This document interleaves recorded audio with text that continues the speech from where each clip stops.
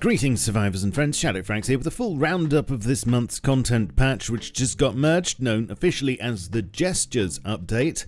I know, exciting!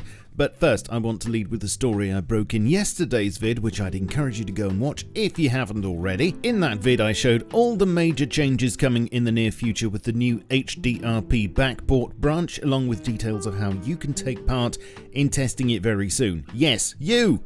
And I think most viewers have agreed so far that it looks perhaps a bit too good to be true, as I did upload it on April the 1st, but I assure you, I don't go in for that nonsense, and it was 100% genuine. I think if I was able to fake something that good looking, I should be on Instagram instead. Well, anyway, go and watch the video and follow me on Twitch, where I'll be streaming from the backport branch tonight at 7 PM UK time. That's if you're watching this on Friday the 2nd. So, first, a quick recap of this content patch. Proper gesture wheel was added so you can express yourself with your flesh forks, and you've got 10 to choose from by pressing B for body language? I don't know. They should also be safe to use at any time, as they won't unequip what you're holding and can be cancelled at any point in the animation with a very small delay. These gestures replace all the old ones but can still be bound individually to keys if you need to. This week's patch also saw the card games branch merged in with tables of varying player capacity dotted around the bandit camp, and gameplay has been refined now to the point where most eventualities should be covered, but the management takes no responsibility for loss of scrap or dignity. The slot machine payout scheme has been rebalanced, although the use of the word scheme in this context is slightly disconcerting. There are fewer possible rewards, but at the same time a greater chance of getting 3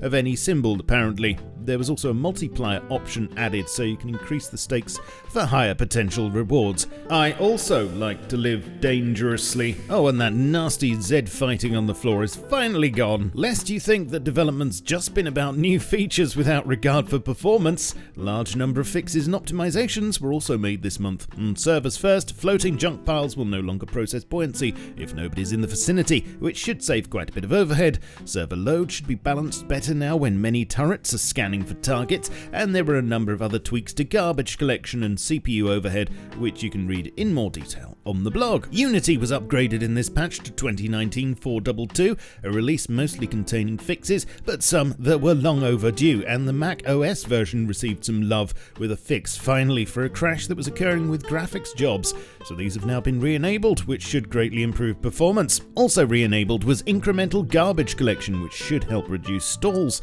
and the advice is to contact FacePunch if you notice any long ones now that you haven't before. The view model jitterbug, which kind of went away but then reappeared, has finally been fixed again, and if you need help sleeping, there's an interesting explanation as to why it was happening in the first place on the dev blog. The seasonal event went live in this patch and will last for the next week. This includes the usual game and rewards, plus there are some new items on the store, including a work cart themed Rustige egg. There were some quality of life fixes made, such as being able to disable blood in the options menu, a bug that was preventing projectiles fired at player joints from impacting being squashed, the hostile timer at the outpost being reduced from 30 minutes to 5, that's quite huge actually, and wearing any item of heavy armour will now prevent you from riding horses, so no more Ned Kelly. Oh, that was terrible. Oh, hi Grammar Horse, didn't realise it was you. That's alright. Glad about the armour thing. Unlike batteries, my back isn't rechargeable. Not letting that one go, eh?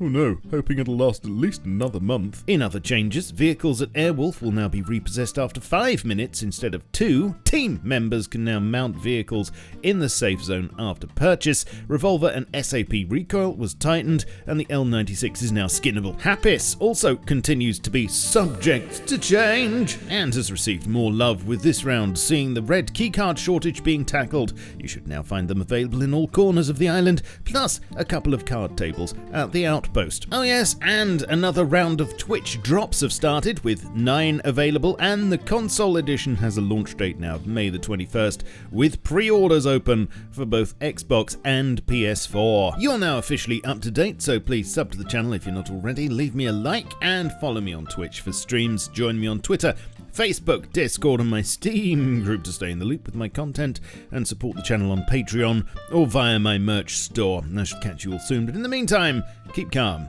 and stay rusty. Cheerio.